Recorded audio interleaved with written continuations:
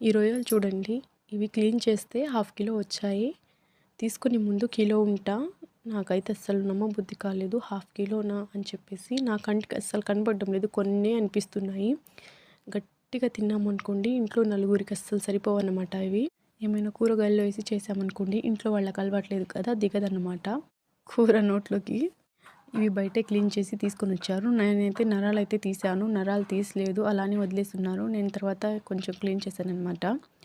నేనైతే ఫస్ట్ అయితే ఫ్రై చేద్దాం అనుకున్నాను, ఎందుకులే ఫ్రై అని చెప్పేసి ఇలా కర్రీ అయితే చేశాను. నేను ఈ కర్రీలో వచ్చేసి ఎండు కొబ్బరి, ధనియాలు, కొంచెం చెక్క, లవంగాలు గ్రైండ్ చేసేసి ఇలా పేస్ట్లా చేసేసాను. టేస్ట్ అయితే బాగుంటుంది, కర్రీ కూడా చాలా గ్రేవీతో వస్తుంది అన్నమాట. ఫస్ట్ రొయ్యల్ని క్లీన్గా వాష్ చేసి ఉప్పు పసుపు వేసి బాయిల్ చేసి పక్కన పెట్టుకోవాలి.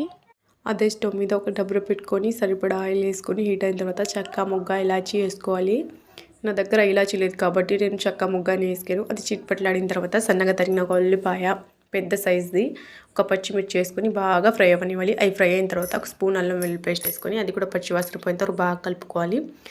తర్వాత వచ్చేసి నేను చెప్పాను కదా ఎండు కొబ్బరి మసాలా అని చెప్పేసి, అది 2 స్పూన్లు అయితే వేసుకొని బాగా ఫ్రై అవ్వనివ్వాలి పచ్చివాసన పోయేంత వరకు.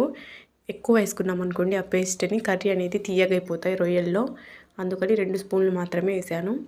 తర్వాత 1.5 స్పూన్ కారం వేసాను, చిటికెడు పసుపు వేసాను, కొంచెం ఉప్పు చూసుకొని వేసుకోవాలి. ఆల్రెడీ రొయ్యలు ఉంటుంది కాబట్టి కొంచెమే వేసాను నేను.